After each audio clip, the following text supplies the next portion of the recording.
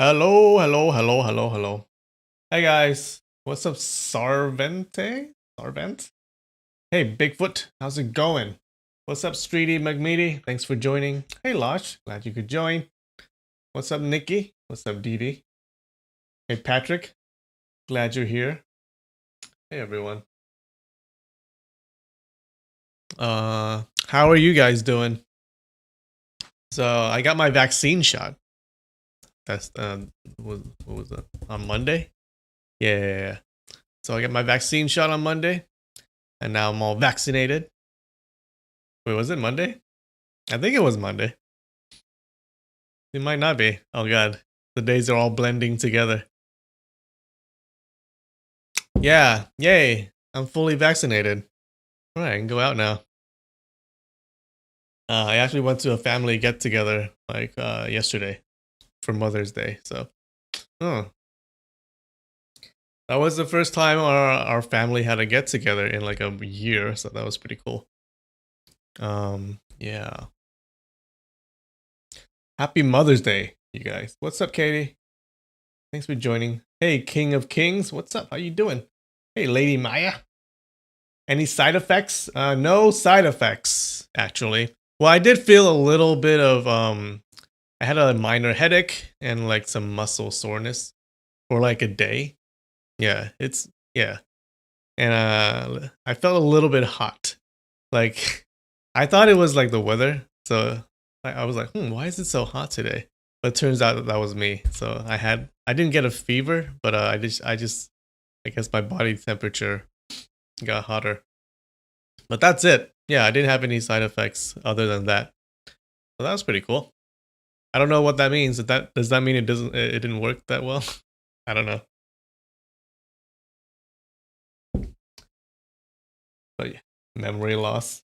That's right, I've lost my memory. What's up, Willa? How's it going? Hey Jennifer, thanks for joining. Yaml. Is that how you say it? Yaml? Yaml? What's up? Oh, all right. So the reading, I have this today. It's chocolate banana cream covered chocolate biscuit sticks. So it's chocolate banana with cream flavor. Let's see how that tastes. Oh.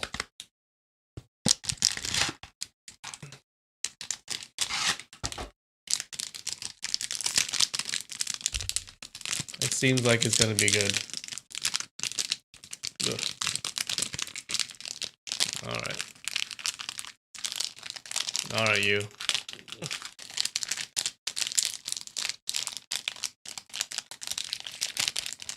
I'm struggling here. Struggling.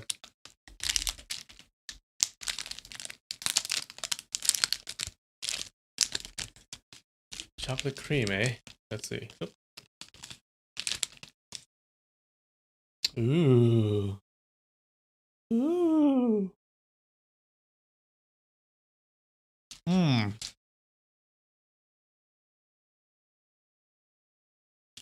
Very strong banana flavor. Very strong. Maybe too strong. I'm not actually a fan of bananas. It has a very strong banana flavor. That's all I can taste actually. I don't taste any cream or anything. Oh yeah. Oh my god. This package has like 100 sticks or something. It's huge. Alright, cheers.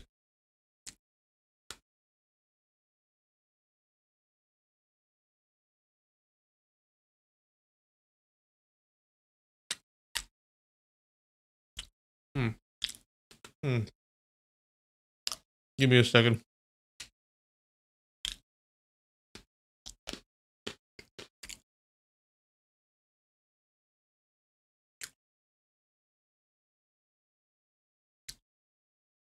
Do you guys like bananas? I never eat bananas. I eat other fruits. Apples, pears, grapes, whatever, but bananas, Doesn't do it for me. I don't know why. That flavor.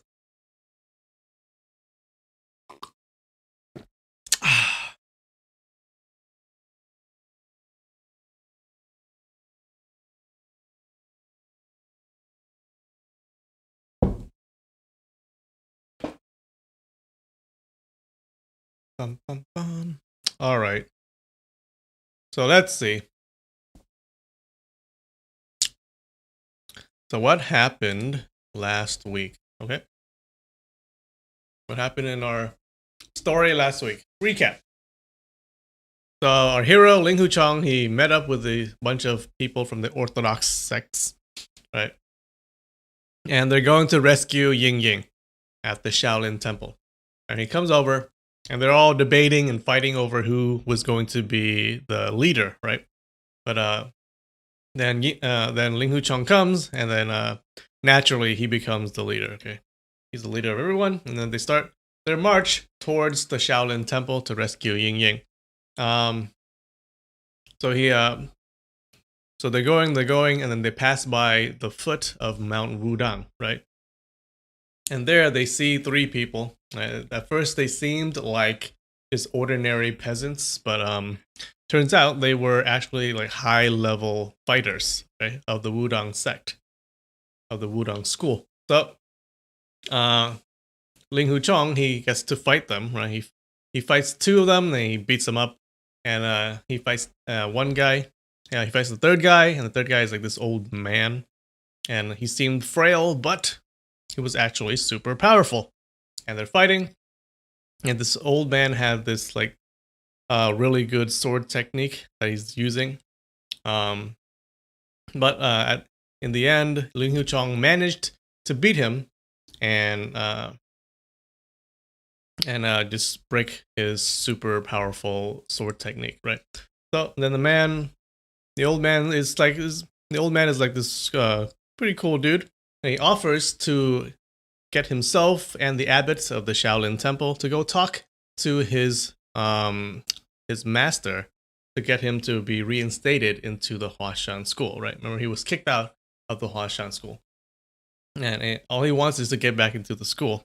But then the only condition was that he has to forget about Ying Ying. Okay, he can't go and rescue Ying Ying, and of course, being Ling Hu Chong, he refuses. Okay, so he refuses to go.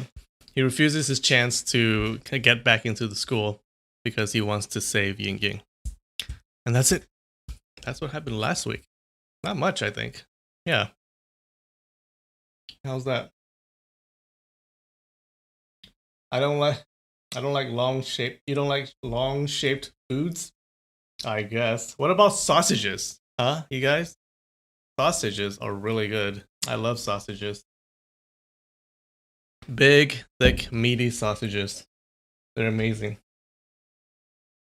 Every morning you eat a banana? Ew, that's nasty. Why would you do that? You want me to drop my skincare routine? I don't do much, actually. I think you probably have better skin than me.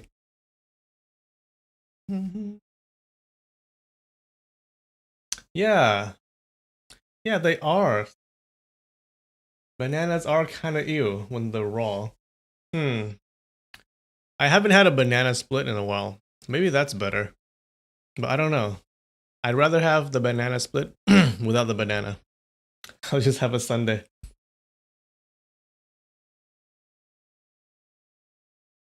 It did end with the Peach Valley Six Fairies being stubborn. You like hot dogs? You like hot dogs over sausages? No, why? What about those breakfast sausages? Like you eat like when you order a plate of eggs and sausages or bacon and whatever they have, whatever else comes with that. You don't like that sausage? The breakfast sausages? Those are hella good. They beat hot dogs any day.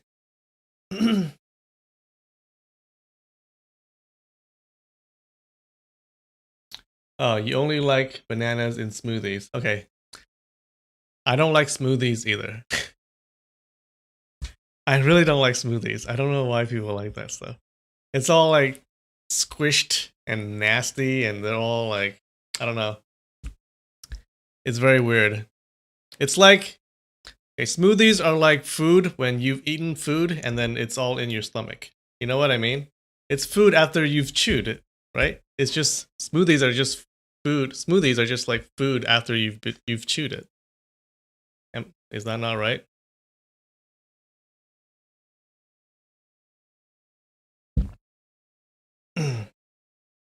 It's like you ate something, then you threw it up, and then now you're gonna drink it up again. Nasty.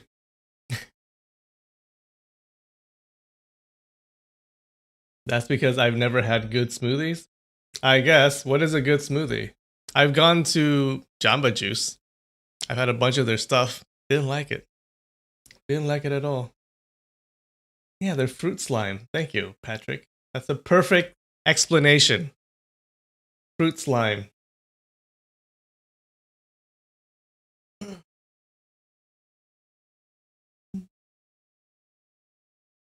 Uh, am I a picky eater? I guess. All right, let's do this.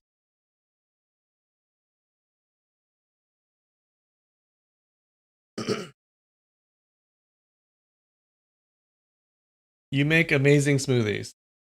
You would share the recipes. Well, you make amazing everything.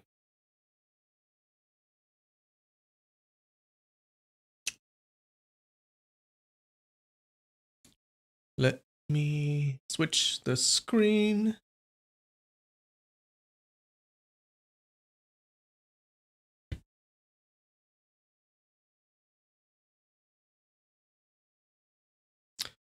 All right.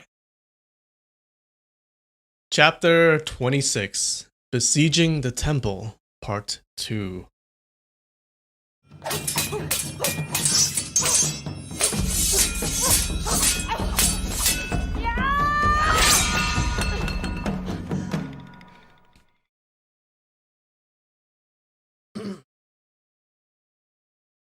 They kept on going north and had finally entered the boundary of Hunan. Unexpectedly, they met with two more groups of heroes coming from the east and the west. They already had more than 2,000 people with them before, but after adding those two extra groups to their main group, they now had more than 4,000 people with them. These 4,000 people just slept anywhere at night.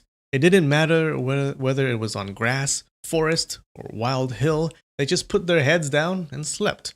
But foods and drinks were a big problem. After many days at the restaurants and drink shops on the towns that they were going through, they broke all the pots, tables, and chairs because they didn't get enough to drink and eat. They were all angry and destroyed the restaurants. Yeah. Remember, this is like a group of rowdy people, right? They're not good on following rules and laws or anything.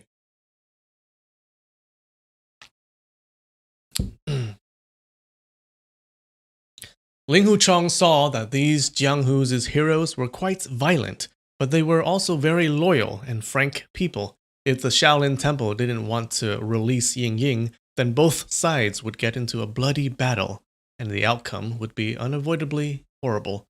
Every day he waited for news from Ding Xian and Ding Yu Shitai. He was hoping that due to the two Shitai's reputations, Abbot Fang Zheng would agree to release Ying Ying and avoid the catastrophe from happening. So yeah, remember Ding Xian and Ding Yi Shutai, they were both going to the temple to beg for the release of Ying Ying. Right. Only 3 days remained until the 15th of the 12th month, and they were now less than 100 li from the Shaolin Temple, but there was still no news from the two Shutai. The way they were going to Shaolin Temple with banners flying and drums beating, everyone must have heard of their advance. But so far, there was no movement from the other party at all, as if nothing was happening. Ling Huchong raised this issue with Zhu Qianchu and Ji Wushi, and they all felt worried about this.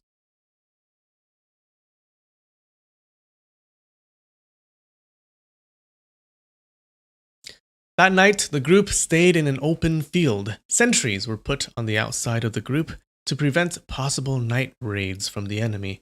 The wind was blowing coldly, and the gray clouds hung low on the sky. It appeared that a big rain was about to pour down. The open field was filled with cooking fires in tens of li in every direction. Not restrained by any military command, the group of warriors acted more or less as a mob as they gathered together, singing and shouting loudly, shaking the ground. There were also people with swords and sabers out competing with each other, while some were wrestling. Everywhere it was noisy and filled with shouts. Ling Hucheng thought, "It's best if I don't let these people step on the grounds of the Shaolin Temple. Why don't I go first to ask the great master Fang Zheng and Fang Sheng if I can get Ying Ying out? Wouldn't it be a great celebration for everyone?" At this thought, his whole body felt hot. After he thought more on this, he changed his mind. But if I fight the Shaolins' monks just by myself, then I'll be captured or even killed. I'm not worried about dying, but there will be no one to preside over these people. Without a leader, there will be chaos in this group of heroes, and they wouldn't be able to get Ying Ying out. Moreover, many of these several thousands of courageous and upright friends would probably be killed on Mount Shaoshi. If I acted rashly and ruined this matter, how would I be able to apologize to all these people? He stood up and looked around him. Looking at the people besides the piles of fire, he thought, if they're not doing this for Ying Ying, they wouldn't have submitted to me at all. 2 days later, they arrived at Mount Shaoshi and were just outside of the Shaolin Temple. During these 2 days, even more warriors joined their group. The people he had met on that day on 5 Tyrant Ridges gathering including Huang Bo Liu, Sima Big, Blue Phoenix, as well as the White Flood Dragons clan leader Shi, and the Yangtze River's pair of flying fish had all come. There were still many heroes that Ling Hucheng didn't manage to see who had come as well. Conservatively, they had around 5,000 to 6,000 people now. Several hundred drums were beating, shaking the ground and trembling the sky. The group was beating the drums for a long time, but not a single monk came out of the temple. Ling Hucheng roared out his command, "Stop the drum!" The beating sounds gradually became lighter until they finally stopped. Ling Hucheng took a deep breath and in a clear voice said, "Junior Ling Hucheng and many friends from Jianghu have come to pay a visit to Shaolin's abbot. I ask respectfully to be granted a meeting." Ling Hucheng attached an abundance of internal energy into his voice, and he was heard for many li, but there was still no sound from inside the temple. Ling Hucheng spoke again, and yet there was still no response from the temple. Ling Hucheng said, "Brother Zhu, please offer your visit card." Yes, Zhu Qianchu complied as he carried the prepared visit box, which stored the card with Ling Hucheng's name and the names of leaders from various sects. He went up to the gate of the Shaolin Temple and knocked on it a few times. When there was still no sound coming from the temple, he lightly pushed on the gate. The gate wasn't bolted, and it opened easily. He looked inside and couldn't see anyone around. He didn't dare to go into the temple without authorization, so he turned around to report to Ling Hucheng. Although Ling Hucheng's martial art was high, he still didn't have much experience and had never led a large group of people before. With this unanticipated situation before him, he didn't know what to do. He was momentarily stupefied and speechless.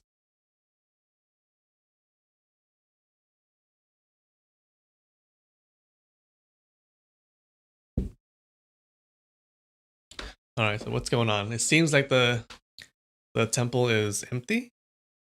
Seems like no one's there, and the door is not locked. It's gotta be a trap, right? Peachtree Root Fairy said, "All the monks in the temple have all escaped? Let's go inside. If we see any shiny head, we'll kill him straight away." Shiny head? "You said all the monks have all escaped. If so, where are you going to find some shiny heads to kill?" Root Fairy said, "Don't nuns also have shiny heads?" Flower Fairy said, "It's a monk's temple. How can there be nuns there?" Root Fairy quickly pointed his fingers at a person. This man here isn't a monk, and he's also not a nun, but he has a shiny head. Trunk Fairy asked, why do you want to kill him? Ji Wushi interrupted. How about we go in and take a look? Ling Huchang replied, that's good. Brother Ji, Brother Old, Brother Zhu, and clan leader Huang, please accompany me into the temple. Everybody please pass this order to restrict your subordinates from acting wildly and tell them they must not be rude to any Shaolin monk. Also, they can't burn any grass or trees on this mountain. Branch Fairy said, that you can't even pull out any grass? Ling Huchang was feeling worried about Ying Ying, so he strode purposefully into the temple. Ji Wushi and the other 3 people followed behind him. After entering through the gate, they walked on a stone path and went past the front courtyard and the front hall, and arrived at the great hero Precious Hall. In the hall, they saw the majestic likeness of Rulai Buddha. They saw the floor and the table were covered with a thin layer of dust. Zhu Qianchu said, could it be that all the monks in the temple have escaped? Ling Huchang chided, Brother Zhu, don't say this word, escape. The 5 people stood quietly and tried to listen for any sounds, but apart from the clamoring noise from the group outside the temple, there was no sound at all coming from the temple. The Shaolin monks must be hiding around. The Shaolin monks must be hiding around the place to ambush us, Ji Wushi whispered. Ling Huchang thought, Abbot Feng Zheng and the great master Feng Sheng are all eminent monks. Why would they use deceit? But knowing that a lot of unorthodox sects came together to attack, the Shaolin monks may have wanted a battle of wits instead of strength. That's not unusual. He saw that the Shaolin temple was a huge place, but saw no sign of anyone. A sense of dread started to wash over him as he worried about what they might have done to Ying Ying. The 5 of them looked around and listened to all directions as they walked further in. After passing 2 large courtyards, they arrived at the back hall. Suddenly, Ling Huchang and Ji Wushi stopped at the same time and made some hand signals. Old Man and the other 2 people immediately stopped. Ling Huchang pointed to a side room on the northwest side and quietly walked there. Old Man and the other 3 people followed him. They heard light groaning. They heard light groaning sounds. They heard light groaning sounds coming from the inside of the room. Ling Huchang stopped in front of the door and pulled his sword out. He then extended his hand to push the door open while leaning his body to one side to protect himself against projectiles from inside the room. As the door creaked open, they again heard the light groaning sound from the inside. Ling Huchang turned his head to look inside the room and was greatly surprised to see 2 nuns on the floor. He recognized the nun facing towards him as Ding Yi Shitai, with her face pale and her eyes closed. It looked as if she had died. His body shot forward like an arrow, going into the room. Zhu Qianchu called out, Chief, be careful, as he followed him in. Ling Huchang went around Ding Yi Shitai's body to have a look at the other person lying down. As expected, she was Hengshan School's leader, Ding Xian Shitai. Ling Huchang stooped down and called out, Shitai! Shitai! Ding Yi Shitai slowly opened her eyes. She was really sluggish at the beginning, but there was a flash of happiness in her eyes as she recognized him. Her mouth moved like she was trying to say something, but she couldn't get any sound out. Ling Huchang stooped even lower. It's Junior Ling Huchang. Ding Xian Shitai's mouth moved again and managed to whisper really lightly. Ling Huchang managed to hear her saying, You. He saw her injuries were really serious and didn't know how much longer she would live. Ding Xian Shitai uttered a few more words. You promised me. Ling Huchang hastily said, Yes, whatever Shitai orders, Ling Huchang will do it. Even until my body turns to dust, I will still accomplish it. Thinking of the 2 Shitai dying in the Shaolin Temple on his account, tears started to flow down his cheeks.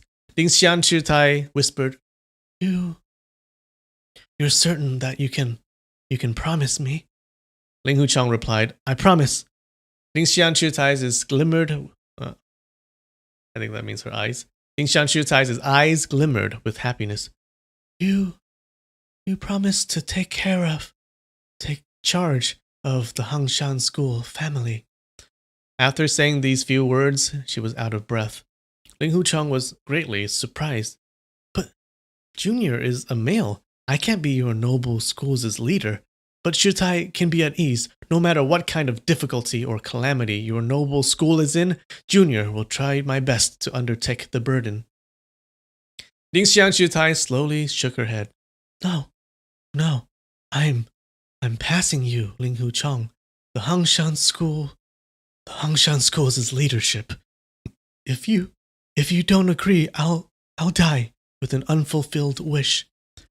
Zhu Qianchu and the other 3 people were standing behind Ling Hucheng. They all felt Lingshan Chutai's last wish was too unthinkable. Ling Hucheng's heart was in great confusion and felt that this was a really difficult matter to decide on. But he saw that Lingshan Chutai only had a short time to live. With blood welling up in his heart, he promised. All right, Junior agrees to Shutai's request. Lingshan Chutai smiled and whispered, Many thanks. Hangshan School's hundreds of disciples. From now on, they'll all bother young hero Ling Hu. Ling Hucheng was alarmed, indignant, and grieved. Shaolin Temple is so unreasonable. Why would they be so violent towards Shutai, Junior? Just then, Lingshan Chutai's head lolled to one side, and her eyes closed. Greatly alarmed, Ling Hucheng quickly extended his hand to check on her breathing, but she had stopped. His heart was grieved. He turned around and touched Ding Yi Shutai's hand. Her cold hands indicated that she had been long dead. Indignation and sadness washed over him, and he found himself choked with tears. Oh. So, they did. Some bell sounds for the 2 dead Shutais.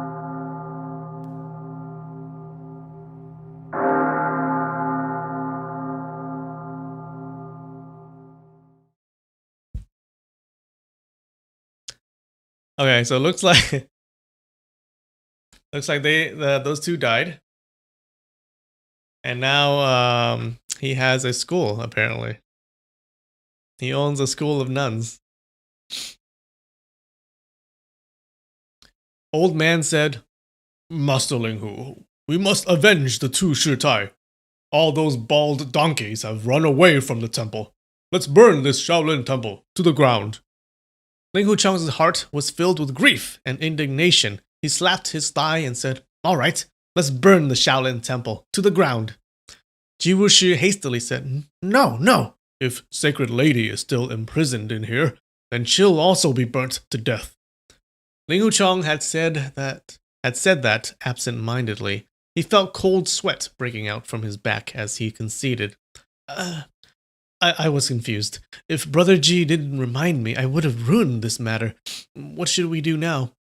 Ji Wushi replied, Shaolin Temple has many rooms. It'll be hard for the 5 of us to search all the places. Chief, please pass an order to call 200 brothers to come in and search the temple.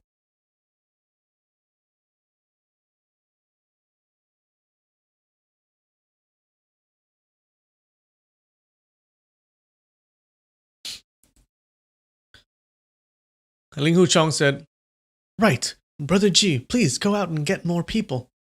Yes, Ji Wushi replied and turned his body around to go out. Zhu Qianchu called out, Don't let those Peach Valley 6 weirdos come in. Ling Hucheng lifted the bodies of the 2 Shutai and put them on a bed. Kneeling down, he kowtowed a few times to them and silently prayed. Disciple will do my best to avenge both Shutai. You can rest easy in heaven about the Hangshan school family.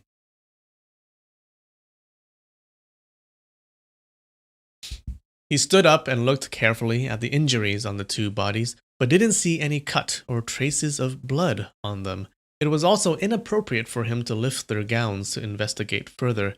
He guessed that it was masters from the Shaolin Temple who must have used their palms' inner energy and caused fatal internal injuries. The sound of steps from 200 heroes was then heard entering the temple as they separately went to search the area. Suddenly, someone shouted from outside the gate. Ling Hu Chong's not letting us in, but we want to go in. What's he going to do? It was Peachtree Branch Fairy's voice. Ling Hu Chong scowled, pretending to not have heard it. Then he heard Trunk Fairy said, "We've come to the world's famous Shaolin Temple, but we're not allowed to go in and take a stroll in there? How can he treat us so unjustly?" Leaf Fairy said, "If we entered the Shaolin Temple and don't meet the world's famous Shaolin monks, then that'll be even more injustice." Branch Fairy said, "If we can't meet Shaolin Temple's monks, then we can't compare martial arts against the world's famous Shaolin school's martial art. That's even more injustice." Flower Fairy said, "The most famous ones are in Shaolin Temple, but we can't see a single monk here. This is really strange." Fruit Fairy said, "There's no monk. That's not strange. But the strange thing is there are 2 nuns." Root Fairy said, "There are 2 nuns. That's also not strange. What's strange is that the nuns are not only old, they're also dead." The 6 brothers were talking back and forth as they walked towards the back courtyard. Ling Hu Chong, together with Zhu Qianchu, Old Man, and Huang Bo Liu, walked away from the side room. Once they were out of the door, they saw the group that was searching around inside the Shaolin Temple. After a while, people started to come and continuously reported their findings. They reported that not only the monks were gone from the temple, but also the porters and cooks had also gone. One person reported that the Buddhist scriptures, records, and appliances had also been moved away. Not even a bowl was left behind. Another person reported that the firewood, rice, oil, and salt had all been emptied out. Even the vegetables in the garden had been pulled clean.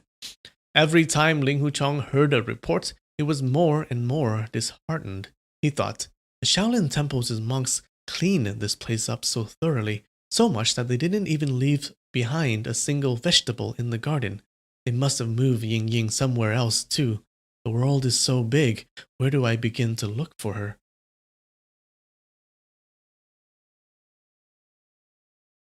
Close to 2 hours later, the 200 people had finished searching the thousands of rooms in the Shaolin Temple.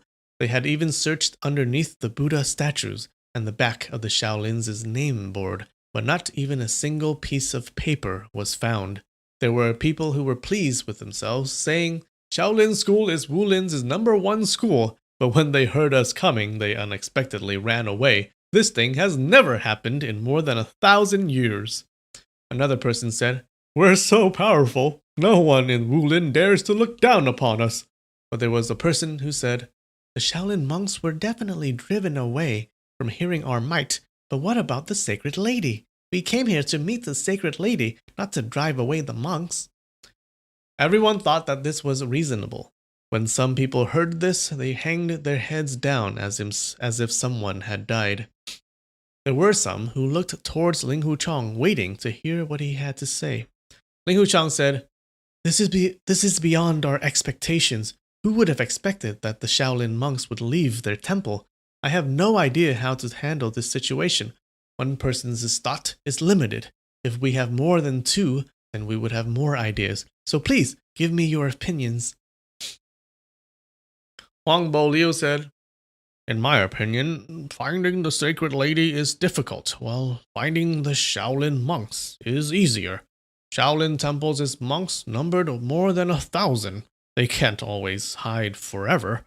Once we found those Shaolin monks, we'll definitely get a scent of where the Sacred Lady is."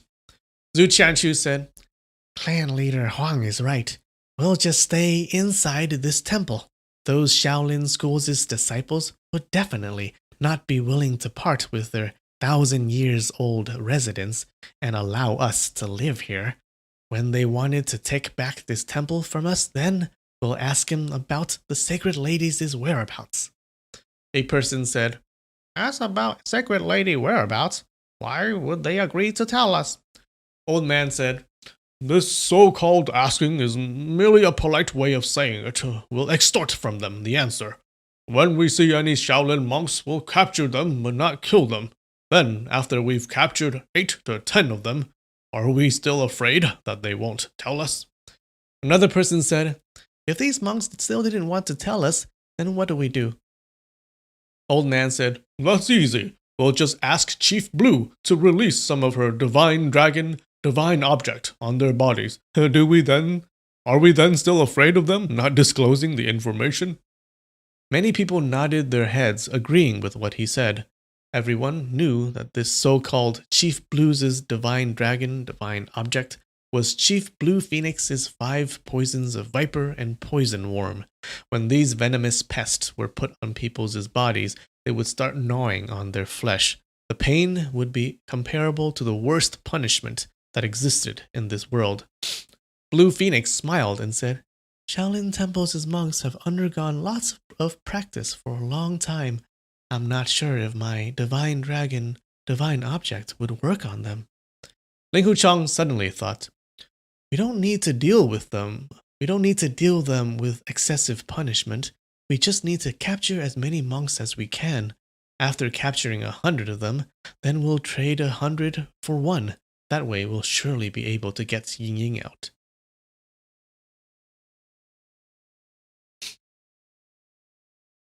Suddenly, a person with a coarse voice said, we haven't eaten meat for half a day. I'm starving. There's also no monks in the temple. Otherwise, we'll capture one with thin and white skin, and steam him. That'll be very wonderful. The person who said this had a high stature. It was the tall white bear from the bear duo of the northern desert. Everyone knew that black bear and white bear liked to eat human flesh. Really. Although these few words of his could make other people vomit from hearing it, they had been on Mount Shaoxi for a long time now, and had not had anything to eat or drink. Everyone felt hungry and thirsty, and some people's stomachs were croaking from hunger. Oh, maybe that's the plan.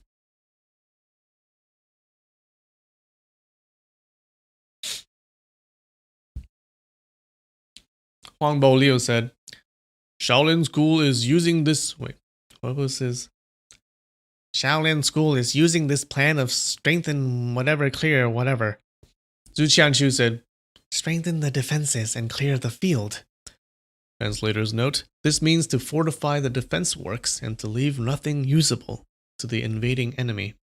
Huang Bo Liu said, right. They were hoping that we'd get hungry inside the temple, then obediently go down the mountain.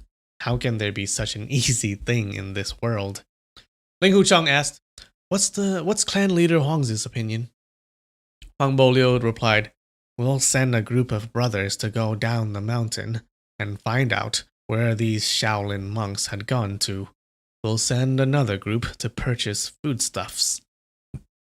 Everyone else will be staying in the temple to guard whatever, waiting for a rabbit in order to avoid these monks throwing whatever net. Huang Bo Liu loved to use proverbs when speaking, but he didn't remember them clearly, so the idioms he used would frequently be wrong. Ling Huchang said, that's a good idea. Clan leader Huang, please take the order and get 500 astute and capable brothers to go down the mountain and find out the whereabouts of the Shaolin monks. About this matter of purchasing foodstuffs, I asked clan leader Huang to handle this matter too. Huang Bo Liu complied with his order and turned around to go out. Blue Phoenix laughed. Hopefully clan leader Huang can handle this matter.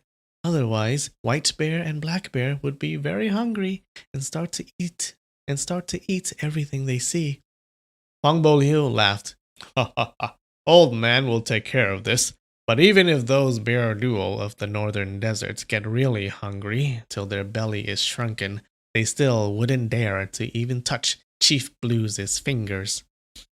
Zhu Qianchu said, the temple's monks have all gone out. I'd like to ask friends here to do this one thing. Could you please have a look everywhere again, see if there's anything unusual? Maybe we'll be able to find some clues. The crowd boomed their replies and started to go take a look around. Ling Huchang sat on a kneeling mat in the great hero Precious Hall and was looking at the majestic likeness of the Rulai Buddha. The statue had an expression of pity and mercifulness. He thought, Abbot Fengzheng is an eminent monk. When he found out that they were coming here, he'd rather destroy the Shaolin School's reputation than to lead people to fight us.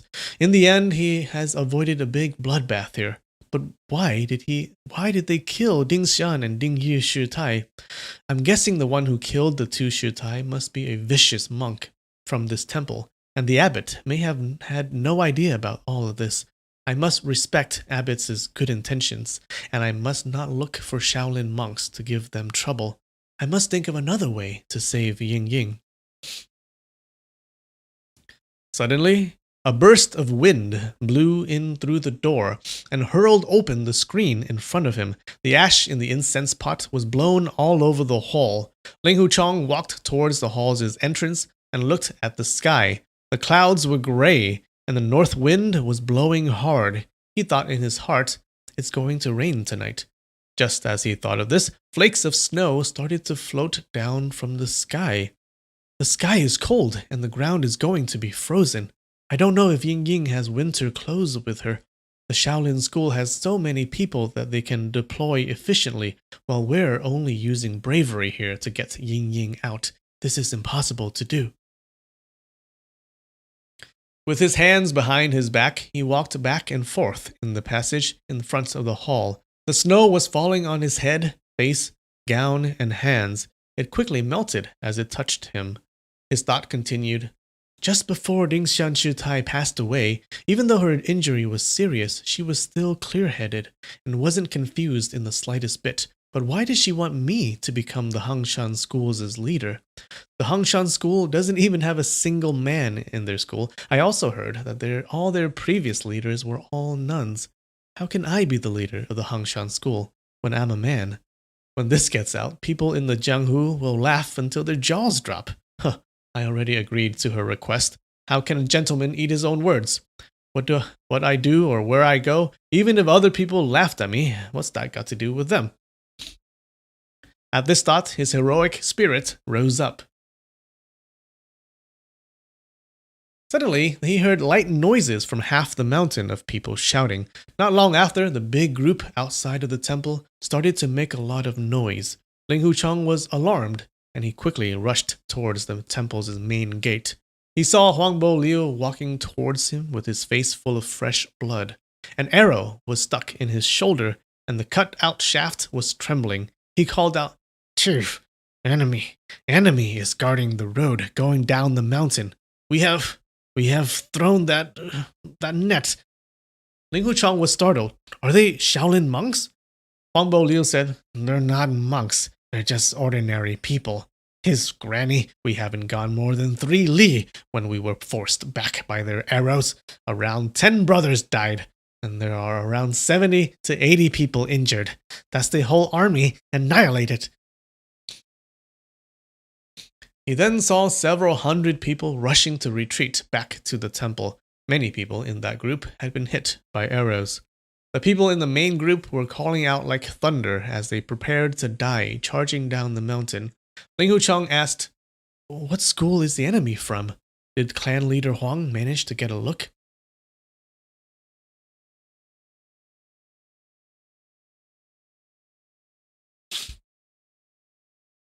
Huangbo Liu said, We didn't get near to the enemy. His granny, they're very good with their bows and arrows.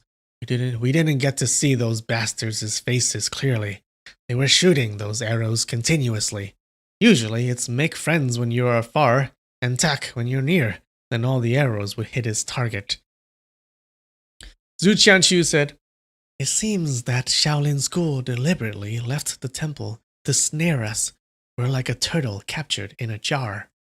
Old man said, What turtle captured in a jar? How can you grow the enemy's spirit and extinguish our own power? This is called to lure the enemy to penetrate deeply into their territory. Zhu Qianqiu said, All right, we'll say that it's luring the enemy to penetrate deeply into their territory. We're already here, so what else is there to say? These monks want us to die of starvation on top of this Mount Shaoshi. White Bear shouted, Who wants to charge down the mountain with me? to kill these bastards. This was followed by more than 1,000 people answering him. Ling Huchang shouted, "Wait! The opponents are shooting arrows. We must think of a way to deal with them, to avoid futilely injuring ourselves." Ji Wushi said, "There's nothing else in this Buddhist temple, but there are thousands of putuan here." What the hell's are putuans? Those are like shields or something? This reminded everyone as they said together, "Use those as shields. Those are just as good." Several hundred people quickly rushed to the temple and brought out many putuans with them. Ling Huchang called out, "Use these to block the arrows." Everyone rushed down the mountain. Ji Wushi said, "Chief, where should we gather after we rush down? What are we going to do after that? How are we going to save the sacred lady? We have to arrange all these first." Ling Huchang said, "Right. You saw just before how I didn't speak up on that matter. How can I still be chief? I think after we got down the mountain, everyone should temporarily go back home first and ask around for the whereabouts of the sacred lady. We'll talk later to think of a way to save the sacred lady." Ji Wushi said, "All right," and he quickly shouted Ling Huchang's order to the rest of the group. That flesh-eating monk, Black Bear, said, "Shaolin temples' bald donkeys are so hateful. Everyone, let's burn this ghost temple down, and then we'll rush down and stake our lives." He himself was a monk, but he scolded them as bald donkey, and didn't care about it. The crowd cheered this idea. Ling Huchang waved his hand and shouted, "Sacred Lady is still in their hands right now. No one must be rude to them. Sacred Lady might be disadvantaged by that."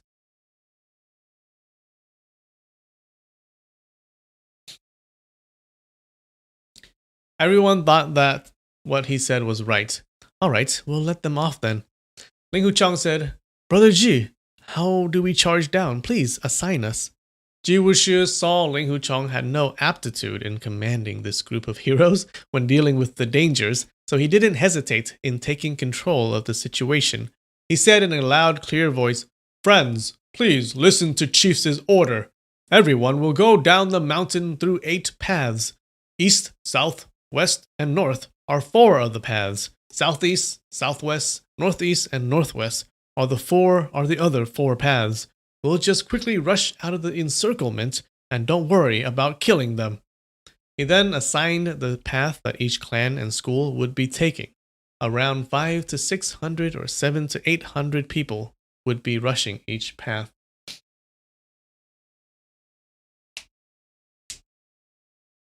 Google says putuan are like Zen cushions. Oh, okay. Oh, define putuan for karaoke. I'm sorry. I did just define it, right? It's like Zen cushions. I guess they're using those as shields. Thanks, Dee Dee. You saved me there from having to sing a song.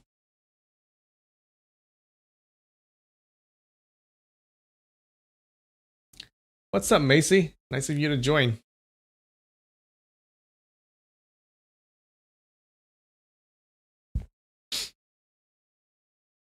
Ling Huchang grasped his sword, but didn't take a putuan with him as he strode to go down the mountain. The crowd roared their battle cry and separately rushed down through the 8 paths. But on top of the mountain, there weren't 8 paths to actually go down from, so some people leaped as they went down. In the beginning, there were 8 paths they were taking, but later, they were just like bees swarming down the mountain. After Ling Huchang had gone for a few li, he heard many whirring sounds as a rain of arrows was released from the forest in front of him. He used the Dugu 9 swords as arrow-breaking stands to bat away the arrows raining down on him while he was still rushing down. Suddenly, he heard someone crying out behind him. It was Blue Phoenix falling down as her left leg and left shoulder was hit at the same time. Ling Huchang hastily turned around to support her and say, "I'll protect you." Blue Phoenix says, "Don't worry about me. You going down the mountain is most important." At this time, the air was still buzzing from the arrows being shot. Ling Huchang was still waving his hand around, blocking the arrows coming towards him, but he saw people but he saw that people kept falling on the ground one by one as they were struck.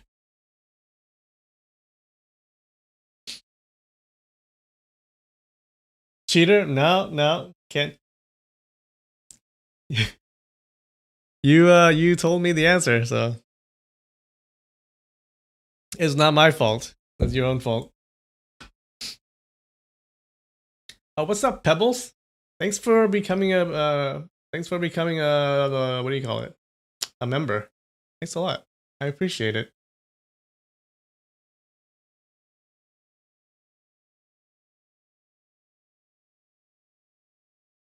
Ji Wuxi called out, Chief, the enemy's arrows are too severe. Our brethrens can't rush down the mountain, and many have been injured or killed. Let's call everyone back, and we'll think of an idea. Ling Hucheng knew that they were about to be defeated. If they clashed with the enemies, then the situation would be hopeless. He immediately called out, Everyone, retreat to the Shaolin Temple! Everyone, retreat to the Shaolin Temple!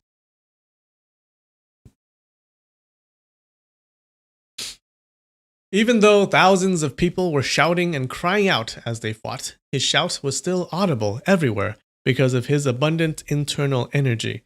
Ji Wushu, Zhu Qianqiu, and tens of other people shouted out, Chief's order! Everyone retreat to the Shaolin Temple! The crowd heard the order and started to retreat.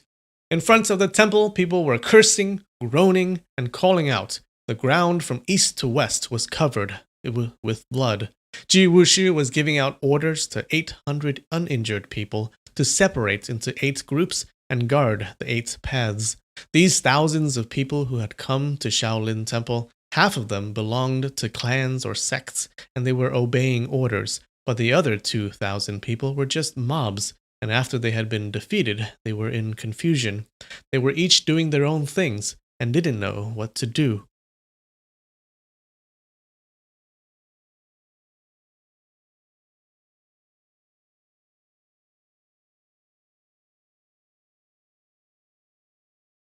Yeah, the streams are archived. Thanks, Patrick.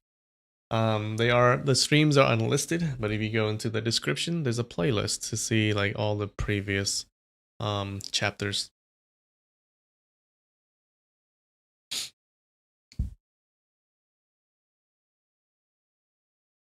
Ling Hucheng said, Everyone, quickly treat our uninjured. Wait. Everyone, quickly treat our injured brethren and give medicines to them. In his heart, he was thinking, It's a shame that the Hangshan School's disciples aren't here and we don't have their medicines. He continued thinking, If the Hangshan School's people are here, would they help me or would they side with the Orthodox schools? The 2 Shitai were killed. Of course they would help me. He heard the crowd was still clamoring incessantly, and he felt uneasy. If he was the only one who had been trapped on this mountaintop, then he would have rushed down the mountain a long time ago. He wouldn't care if he died or lived, but he was the leader of all these people, and he was responsible for these thousands of people's lives.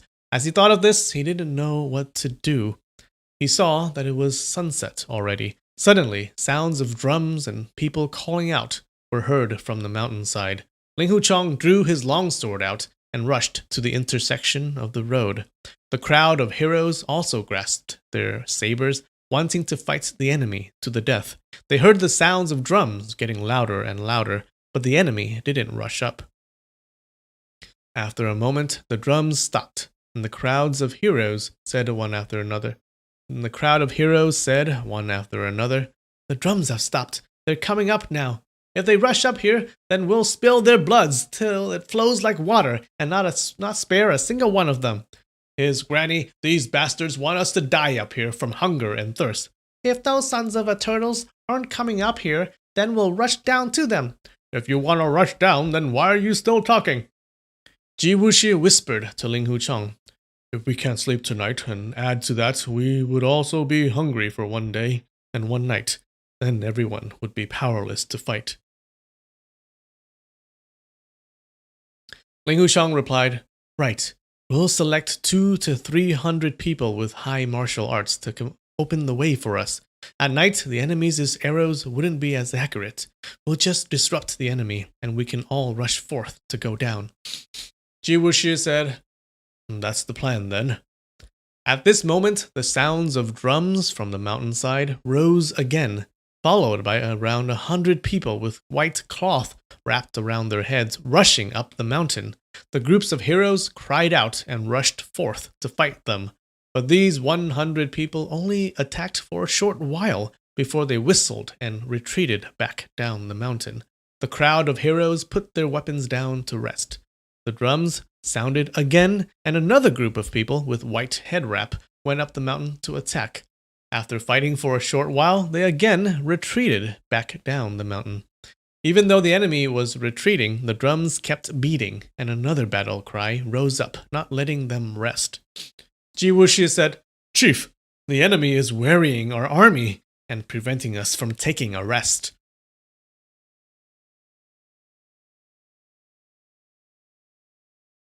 Ling Huchang said, "Yes, Brother Ji, please take care of it." Ji Wuxi quickly passed down the order that if the enemy came up again, then only those people on guard duty would fight, while the others would take a rest and not pay attention to them. Zhu Qianxu said, "Let's talk now and pick 300 good fighters. We then wait till the middle of the night. When the enemy attacks, then these 300 people would rush down. Once they started fighting with the enemy, these bastards wouldn't be able to shoot their arrows, and everyone will rush down the mountain. Only by using this tactic of creating chaos would we be able to escape from this." Ling Huchang said, "Fabulous. Brother Zhu, please pick the people. Order them to wait for some confusion first before they charge down." After about an hour, Zhu Qianxu had finished picking the 300 first-class fighters to furiously rush down the mountain.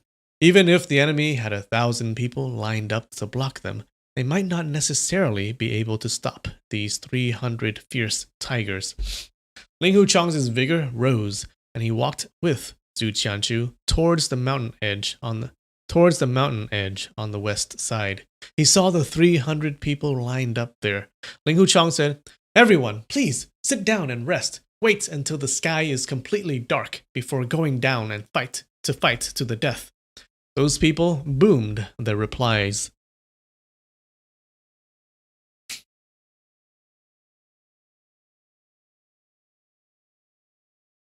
At this time, the snow had been falling for some time, and a thin layer of snow had accumulated on top of the ground and the people's heads and gowns. There were some water jars in the temple, but they were all empty. Even the water well had dried up. Everyone took a handful of snow and started to put it in their mouths to quench their thirst. The sky was getting darker and darker until they could only vaguely look at other people's faces. Zhu Qianxu said, "Unfortunately, tonight is snowing. Otherwise, tonight, on the 15th, the moon would be very bright." Suddenly, the quiet enveloped the whole area. Inside and outside the Shaolin Temple were thousands of heroes were gathered, and also from the mountainside to the foot of the Mount Shaoxi, where around 2,000 to 3,000 people were. That's a weird sentence. Everyone had unexpectedly become quiet at the same time. The people who were about to say something also stayed silent, as the quiet atmosphere scared them. Only the light sound of snowflakes falling on the tree leaves and grass was heard. Ling Huchang suddenly thought, "I wonder what little martial sister is doing at this time." But dude, this is no time to think about your little martial sister.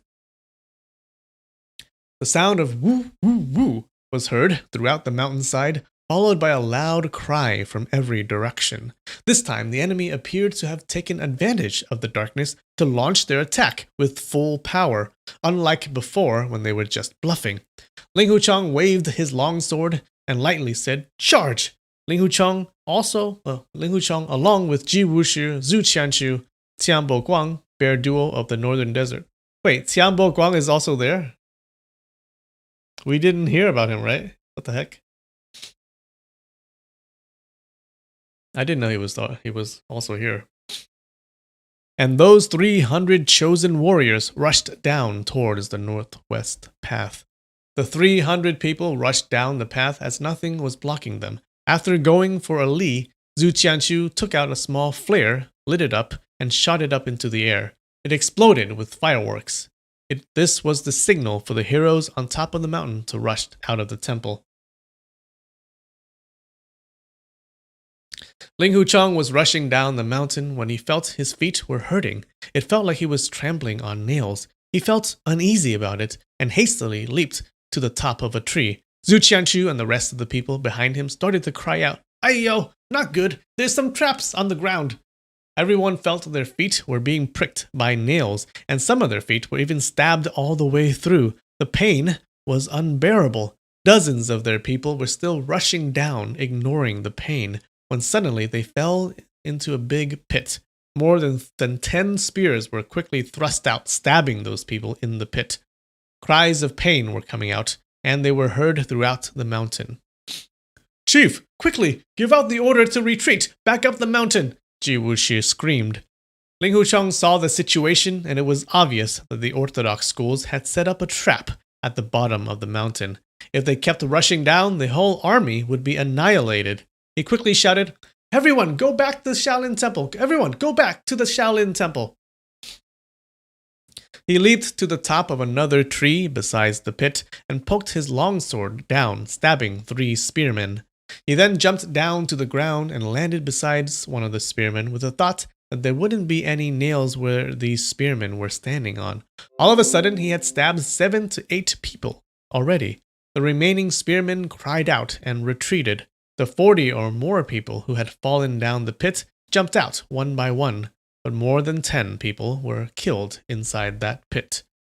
All they could see was the darkness of the night as they walked back. Even though the snow provided some light, they couldn't see where the traps might be. They limped back up the mountains with their heads hanging down. Fortunately, the enemy didn't take this opportunity to chase them. Oh, Tianbo Guang was mentioned in the previous chapter? Okay, I must have missed that.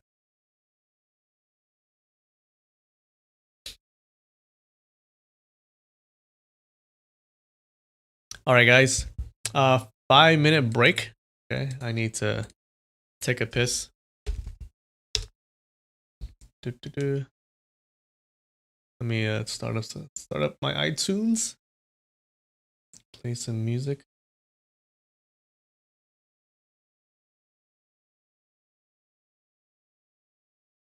Play some old-timey Chinese music. What should I?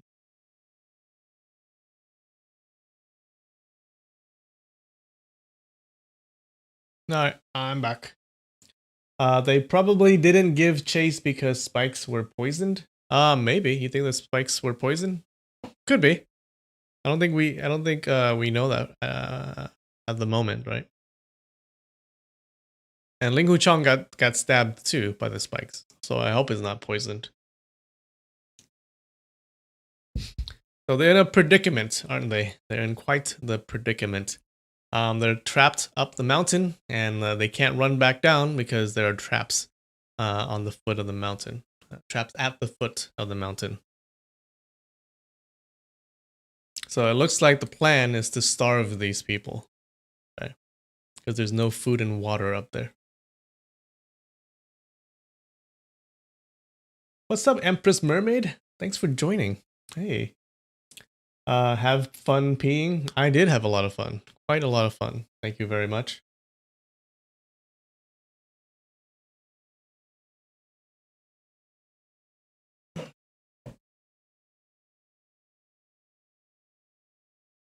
Alright. The group of heroes went back into the temple. Under the candle. Oh, wait. I keep forgetting to do sound effects. Okay, just imagine I did this sound effect when they were fighting back, like a couple of paragraphs ago.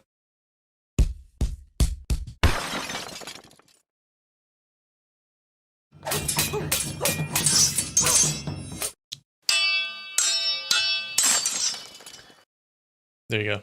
That's exactly what it sounded like.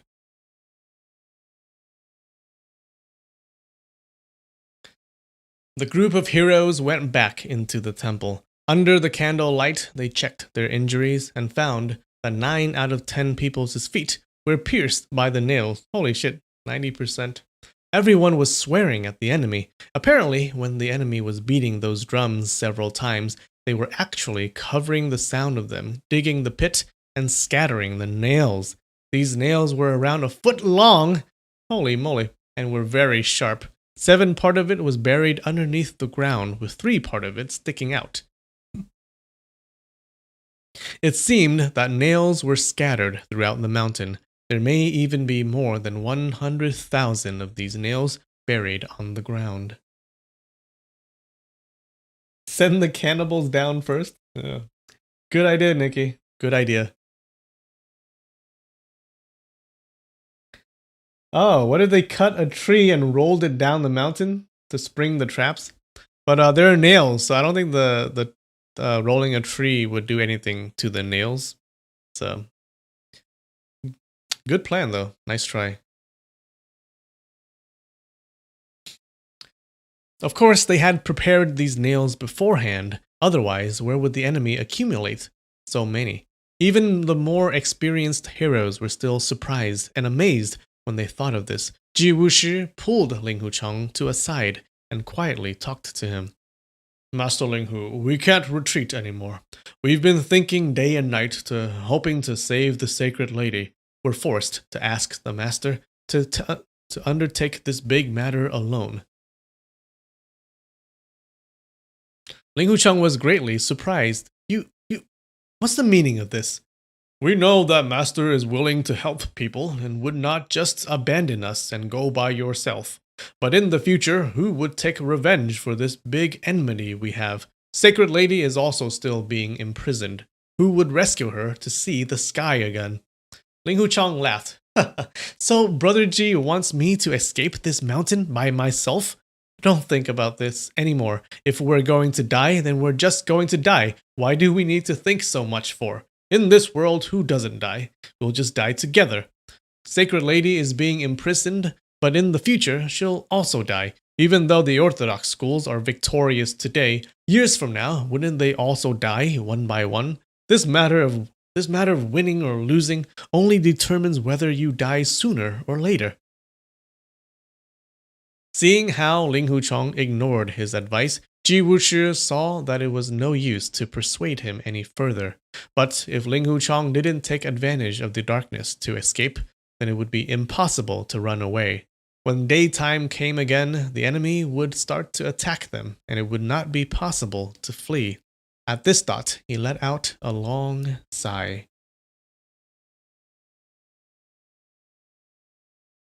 Suddenly, they heard a few people laughing.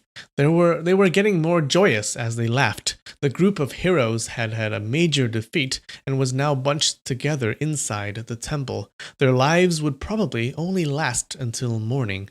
Unexpectedly, there were still some people who could laugh so happily at this time. When Ling Hucheng and Ji Wushi heard, they both knew that it was the Peach Valley 6 fairies. They both thought, in this world, only these 6 weirdos can still laugh like this when facing their deaths. They heard one of the Peach Valley 6 fairies say, "In this world, there are actually these kinds of fools, stepping their feet nicely on those nails. Ha ha ha ha! This is really funny." Another one said, "You're all a bunch of idiots. You should have tested the ground with your feet first. If it hurts, of course there's steel nails. Ha ha ha! Is it comfortable with these iron nails piercing through your feet?" Another one laughed. "You've already tasted how it feels to have a steel nail through your feet. Why don't you use a steel hammer to hammer down those nails through your feet? Ha ha ha!" The 6 brothers were laughing until they were out of breath, thinking that this was the funniest thing in the world. But no one else thought that this was funny. The people who had their feet pierced by these steel nails were still crying out in pain. Yet, there were some inconsiderate people ridiculing and shouting abuses at them. But to scold back at the Peach Valley 6 fairies was a very difficult thing to do. They would debate every single word that came out of your mouth. If you scolded them with "Zhi Niang Zhe," straight mother thief, they would ask what "Zhi Niang" and why not "Wang Niang." If you scolded them "Wang," blah, blah, blah, blah, blah. Okay, we're gonna skip this because this is all Chinese stuff. In a short time, the hall became really noisy, with people shouting. Some people even looked for weapons to fight them. Ling Huchong saw the situation was getting out of hand. He suddenly called out, "You, what's this? Fascinating, fascinating. This is very odd." When the Peach Valley 6 fairies heard him, they immediately went over to him and asked, "What's so interesting?" "I saw 6 rats biting a cat passing by here," Ling Huchong answered. The 6 fairies were amused, and they all asked, "I've never seen a mouse biting a cat before. Where did they go?" Ling Huchong pointed somewhere and said, "They went there." Root Fairy pulled his hand. Go, everyone, let's take a look." The group of heroes knew that Ling Huchong was actually referring to the Peach Valley 6 fairies as the 6 mice. Unexpectedly, the fairies actually believed that there were actually 6 mice and felt really happy. The 6 fairies crowded Ling Huchong, pushing him to go towards the path at the back of the hall. Ling Huchong laughed. "You, is that it?" I didn't see," Fruit Fairy said. Ling Huchong was intentionally trying to lead them far away from the rest of the people to prevent them from fighting, so he was just pointing anywhere and they walked farther and farther away from the group.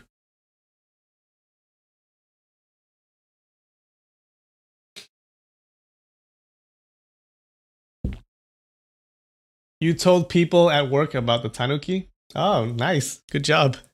How did they like it? Did they like the tanuki?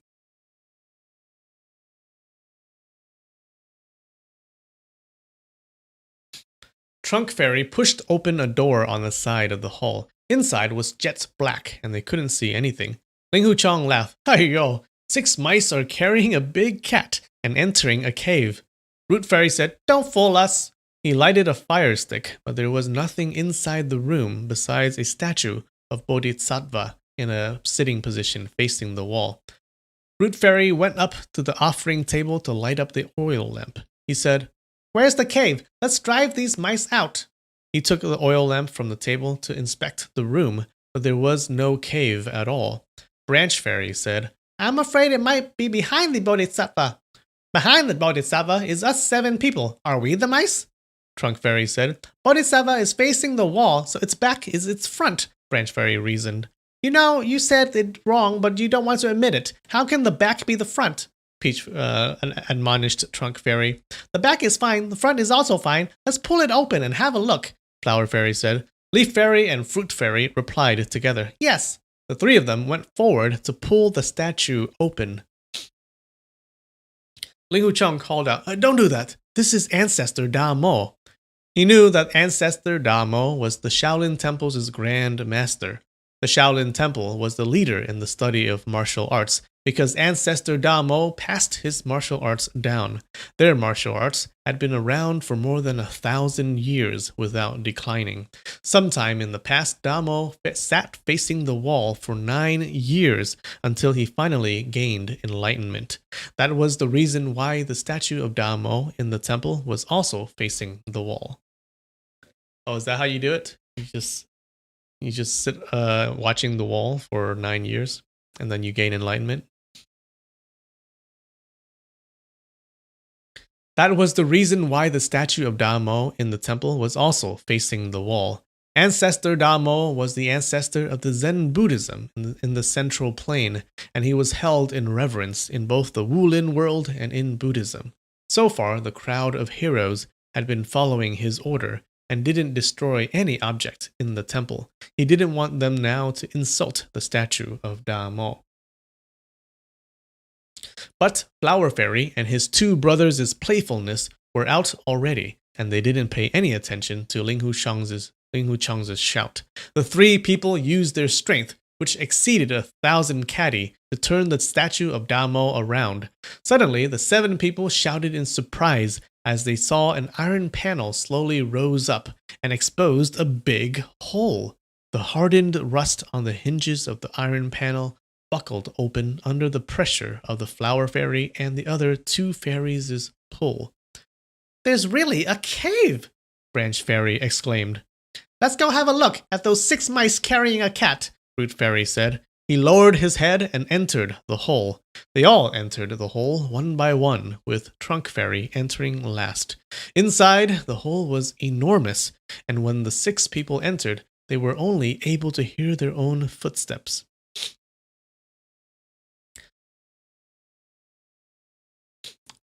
They only spent a short time in there, admiring the hole before coming out. They're using the word hole an awful lot.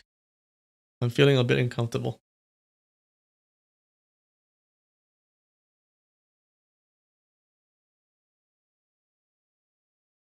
Is that the same Damo on the painting that... Oh.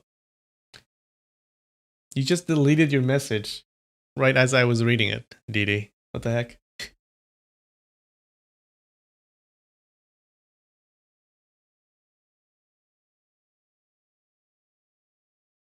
Alright, where were we?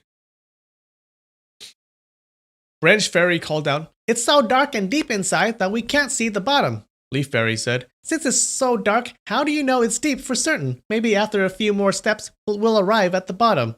Branch Fairy said, "If you already knew that you'll reach the bottom after a few more steps, why do you need to keep walking to find out if the bottom is there?"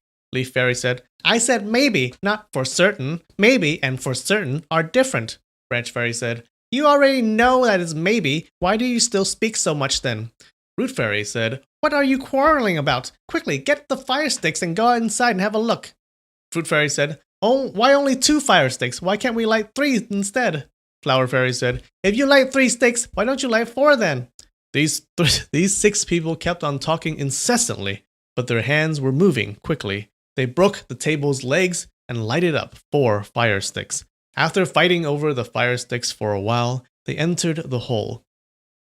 Ling Huchong considered, "This must be a secret path of the Shaolin Temple. That day when I was trapped in the Plum Manor, I also went through a long path. It seems that Ying Ying is being imprisoned here."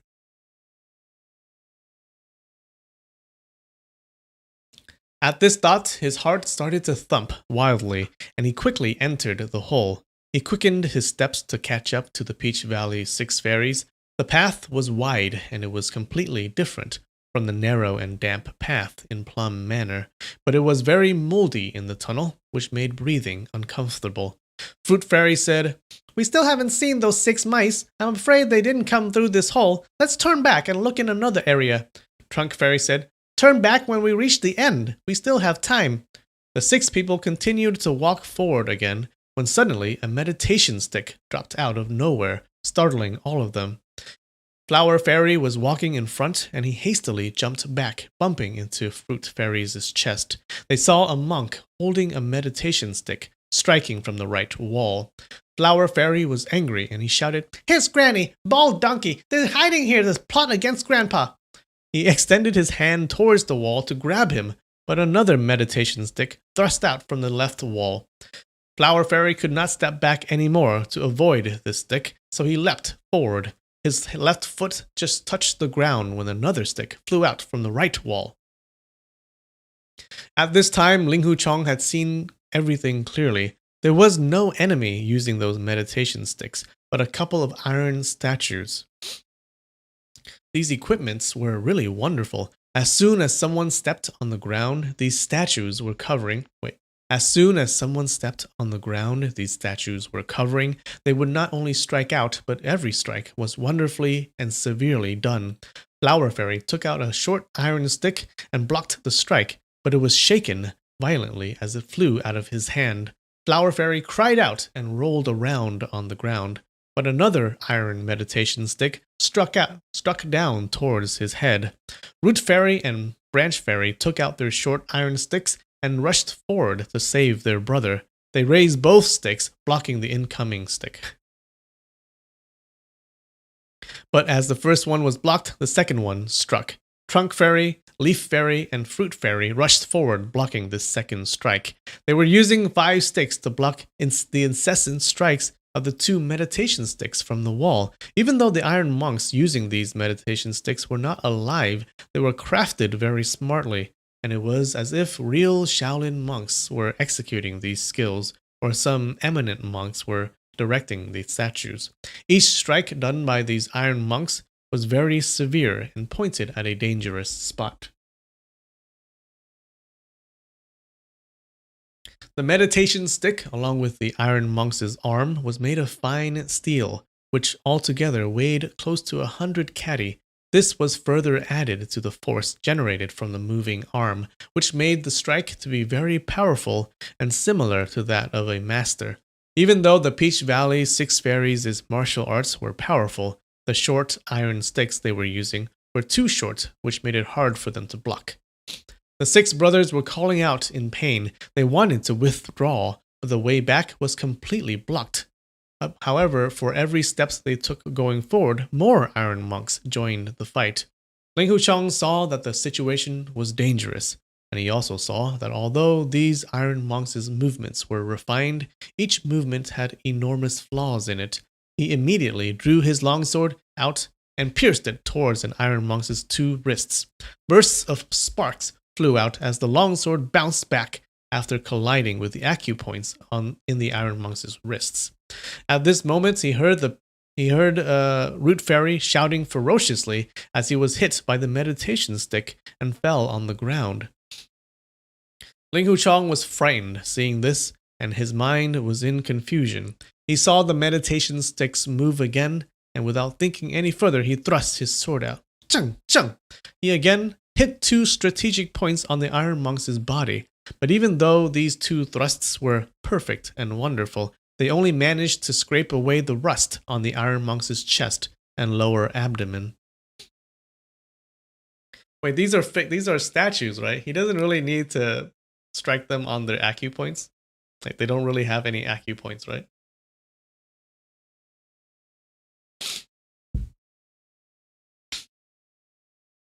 He heard the wind whistle on the top of his head as a meditation stick was smashing down on him.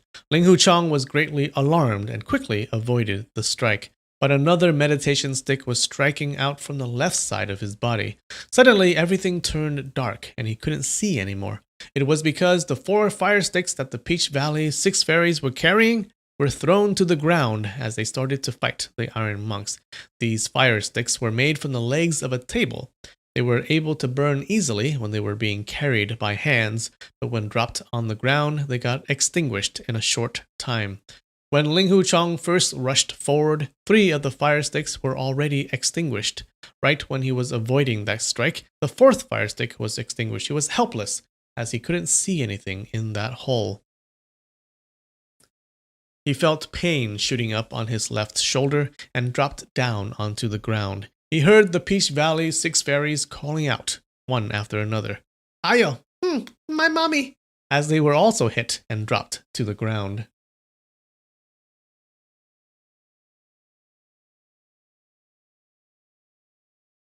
Ling Huchong was staying down, and he heard behind him the hoo-hoo sound of the sticks sweeping over. He was terrified, feeling like he was in a nightmare, and was completely powerless. But not long after, the sound of the meditation sticks splitting the air was getting lighter and lighter, until finally he heard a g-g-g-g sound. The sticks had finally stopped, and the iron monks returned to their original positions.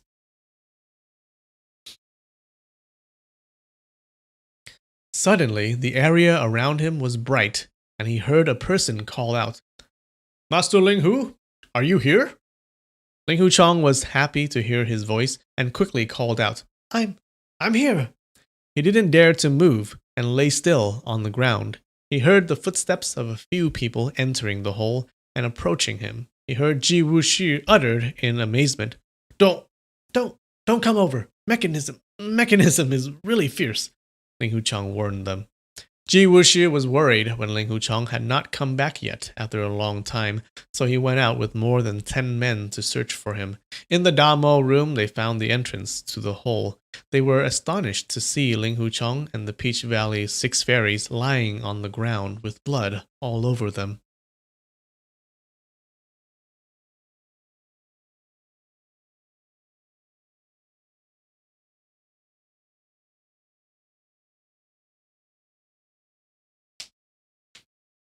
"Master Ling Hu, what happened?" Zhu Qianqiu called out.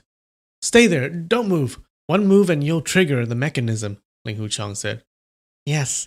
How about if I use a soft whip to drag all of you out?" Zhu Qianqiu asked. "That's the best way," Ling Huchong answered. Zhu Qianchu flung his soft whip out and coiled it around Branch Fairy's left leg. He dragged Branch Fairy out of there. Branch Fairy was the closest one to him, so Zhu Qianchu dragged him out first. He then flung his whip and wrapped it around Ling Huchang's right leg. Sorry for the offense. He dragged him out. Using this method, he dragged all of them out, one by one, without triggering the mechanism. Ling Huchang falteringly stood up and hastily went to look at the Peach Valley 6 fairies. The 6 people's shoulders, heads, and backs were hit by the meditation sticks. Luckily, they had thick skins and flesh along with their deep internal energies to resist the hits, so they only received flesh wounds. Root Fairy was already bragging. These iron monks are good, but the Peach Valley 6 fairies broke them already. Flower Fairy felt that it was inappropriate to claim this achievement for themselves, Flower Fairy felt that it was inappropriate to claim this achievement for themselves only, so he said, Master Ling Hu also worked hard, but he didn't work as hard as us 6 brothers. Ling Huchang endured the pain on his shoulder and head while laughing. Of course, who can work harder than the Peach Valley 6 fairies? Master Ling Hu, what's this all about? Zhu Qianchu inquired. Ling Huchang told him what he thought. It's very likely that Sacred Lady is being held in here. Let's think of a plan to break those iron monks. Zhu Qianchu glared at the 6 fairies. So the iron monks aren't broken yet? Trunk Fairy gave an excuse. What's so hard to break those iron monks? We just didn't feel like breaking them before. Yeah, wherever a Peach Valley 6 fairies go, there's nothing we can't destroy, and there's no enemy that we can't handle, Fruit Fairy bragged. We don't know how good these iron monks are. Can the Peach Valley 6 fairies rush in again to activate those machines? And let us see how good they are, Ji Wushi implored. The 6 fairies had suffered under these machines before. How could they agree to this request to go in there and experience those meditation sticks again? Everyone, we've all seen a cat catching a mouse, but has anyone seen a mouse catching a rat? Trunk Fairy tried to change the topic. We 7 people saw it just then, and it has really widened our eyes since we've never seen it before, Leaf Fairy told everyone. These 6 brothers had a really unique skill. When they met with a difficult problem that they had no answer to, then they would start talking about anything and change the topic. Someone, please go and get some big rocks here. Those ones that weighed around 1 to 200 caddies, Ling Huchang ordered.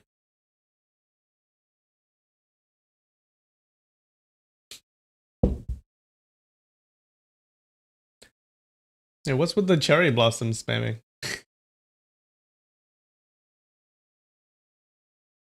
You're making it hard for me to read the other messages. Yeah, the 6 fairies seems like they got beaten by iron statues. And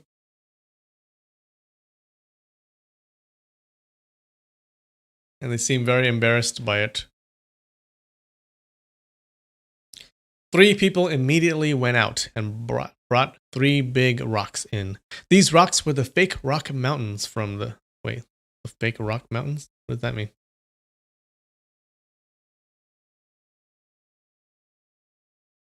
Oh, it's probably like a mountain of rocks. Like a small mountain of rocks. These rocks were the fake rock mountains from the Shaolin Temple's courtyard. Ling Huchang carried 1 rock, gathered his chi, and bowled the rock forward. The rock the rock rumbled forward, triggering the mechanism, and one by one the iron monks emerged from the walls. They were only able to see the shadows of the sticks moving as the iron monks started to strike downwards continuously. After a long time, the iron monks went back into the walls one after another. Everyone had now seen the dizzying speed at which those sticks were striking down, and they were all at a loss for words.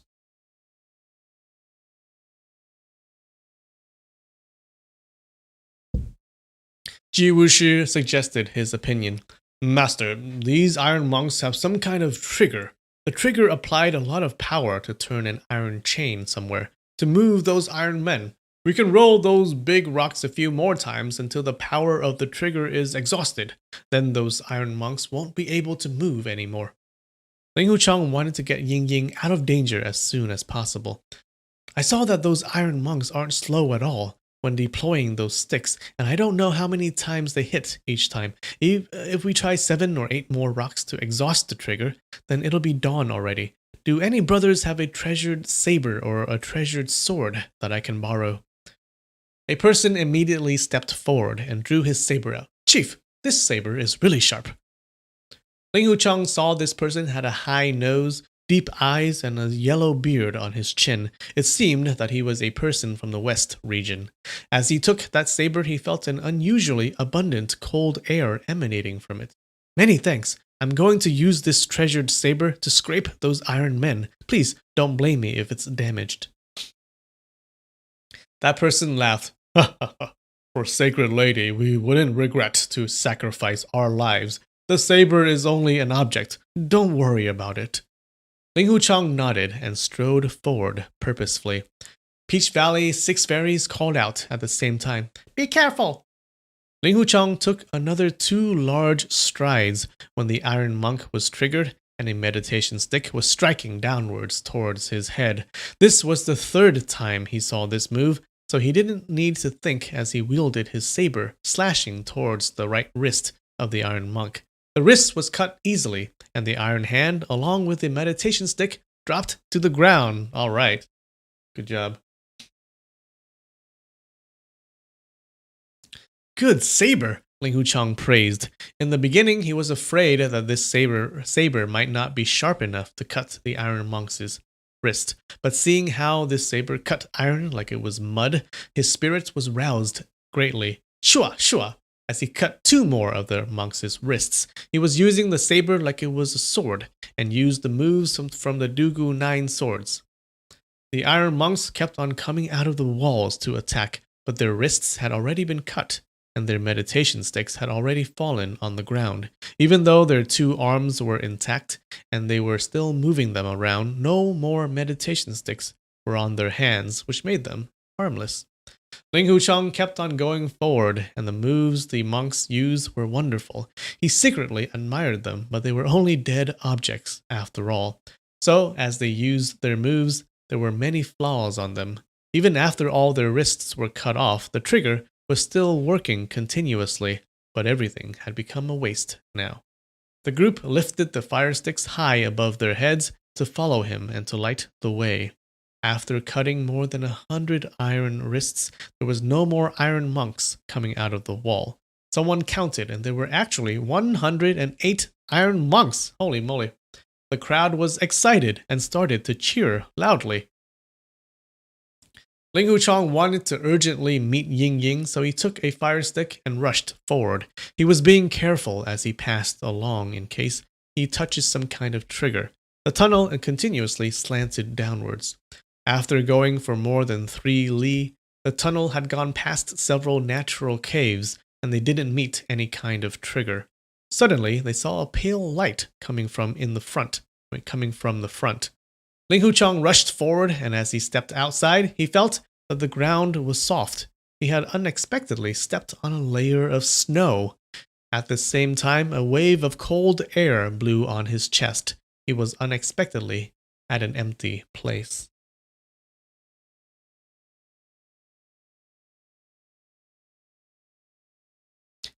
"108. That's the number of cards in an Uno deck. How in the world did you know that? How do you remember that?"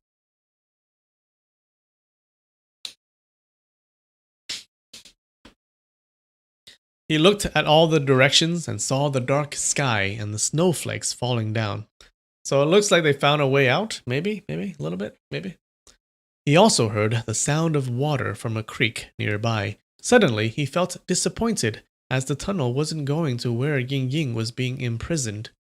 He heard Ji Wushi behind him say, "Everyone, be quiet. Don't make any noise. It's very likely that we're at the bottom of Mount Shaoshi."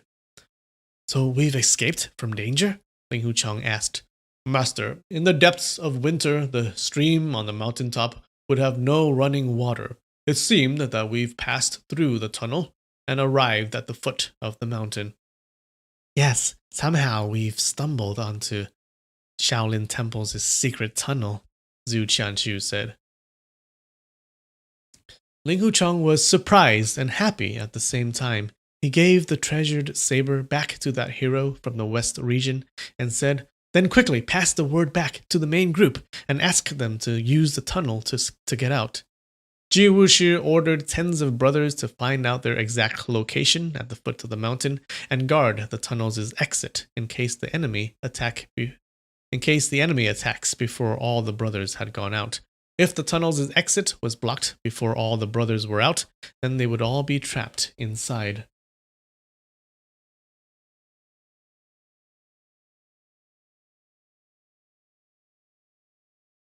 Not long after, the people finding out their exact location returned to confirm that they were at the bottom of Mount Shaoshi, and they were also at the back of the mountain. If they raised their heads, they would be able to see the cloister at the top of the mountain. The group of heroes had still not escaped from danger at this moment, so no one dared to speak loudly. The number of warriors coming out of the tunnel gradually increased. They were also carrying the injured and the dead out with them. Even though the group of heroes had escaped with their lives, they didn't cheer, but just discussed it quietly, and were all feeling happy. The black bear from the bear duel of the northern desert said, "Chief, those bastards still thought that we're in the temple.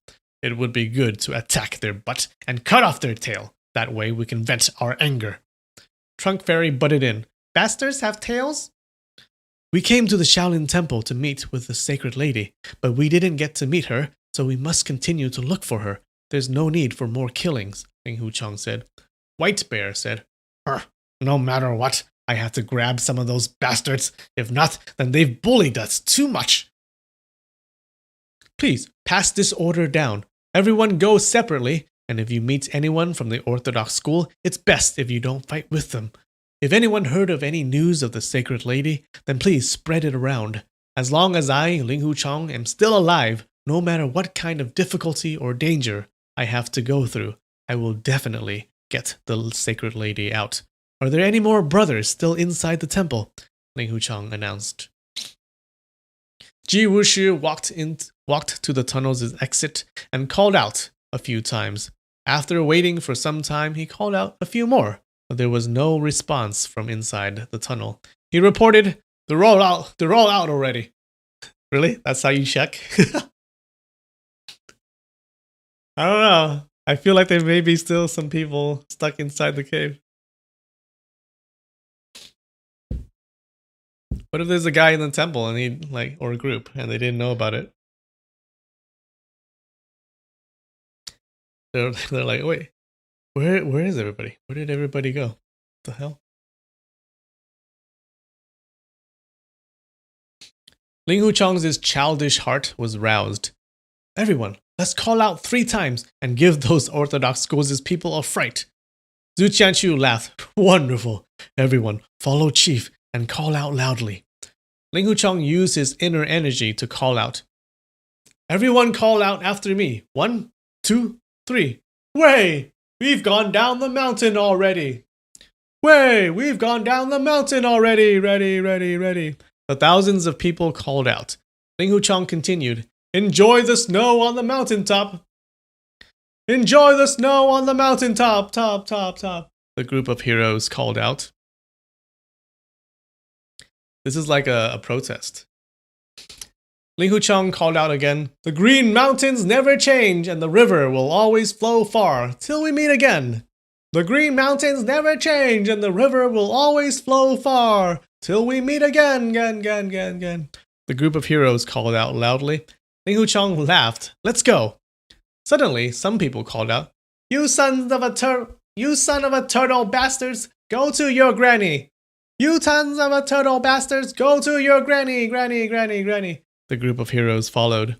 These vulgar words were also repeated after by the crowd, with their voices shaking the valley. Ling Hucheng called out, "All right, no need to call out anymore, let's go." The group of heroes was still excited, and they all echoed him. All right, no need to call out anymore, let's go, go, go, go, go." Okay.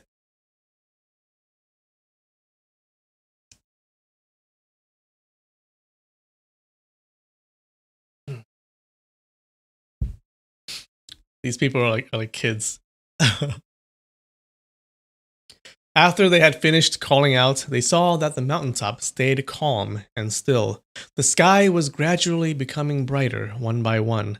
They started to leave. Ling Hucheng thought, right now the first big matter I have to do is to find out Ying Ying's whereabouts. Next, I have to find out who killed Ding Xian and Ding Yu Shitai. Where should I go to accomplish these two matters? A thought suddenly flashed through his mind. Shaolin monks and the Orthodox schools' people must know by now that we've gone down the mountain and escaped their trap. To do these two matters, I have to go back to Shaolin. He thought further, the less people going back to the Shaolin temple, the better. I can't let Ji Wushi and the rest of them follow me back. He went to Ji Wushi, Old Man, Zhu Qianchu, Blue Phoenix, Huang Boliu, and the rest of them to say, everyone worked hard. We'll celebrate after we've met the sacred lady. Master, where are you going? Ji Wushi asked. Please forgive, little brother. I can't say where I'm going for now. I'll let you know everything later, Ling Hucheng said. They all didn't dare to ask anymore, and one by one said their goodbyes to him. Done! How was that chapter, you guys? Did you like it? Holy moly. Oh, you like the echo effect? Yep.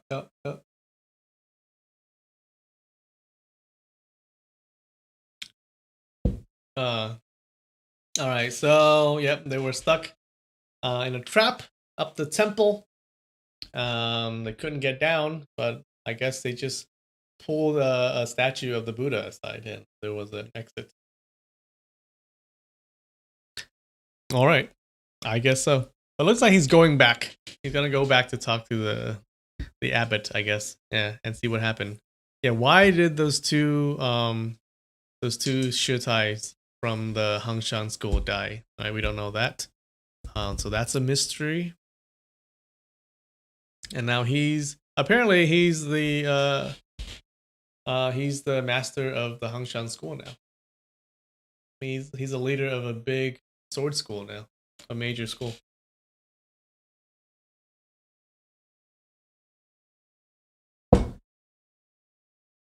No karaoke tonight because no one asked me to define like words that I didn't know, so I guess not. Yeah. Yeah. Did we play the bell for the two? Yeah, we did. We did. Yeah, that sucked. Like that poor school, that poor Hangshan school. Like all their three leaders just died, just like that. Not cool because they were good people too. Like they weren't greedy or anything like some of the other leaders. All right. Well, time for some wine. Then we'll end this. All right.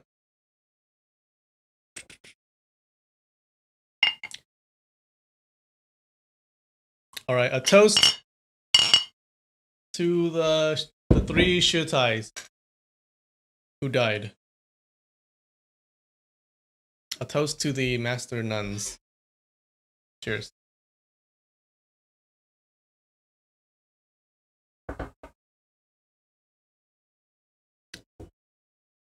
That's true. He's the leader of a female sect.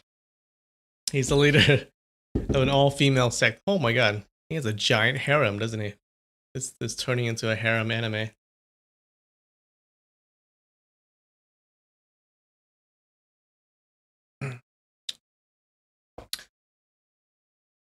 No karaoke, just booze. What is it? I'm not a wine guy, so just read it, I guess. Here you go. This is the Zinfandel. Yeah.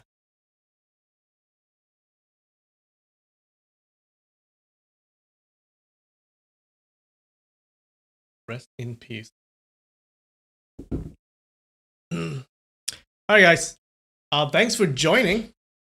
I hope you liked that. And I will see you next week. We'll do this every week.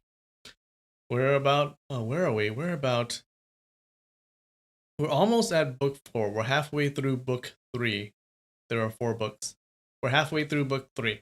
So we're getting close. We're getting close. We're getting towards like a lot of the action. Stuff is gonna keep happening. Like major things. Alright guys, thanks for coming. I'll see you next week. I love you.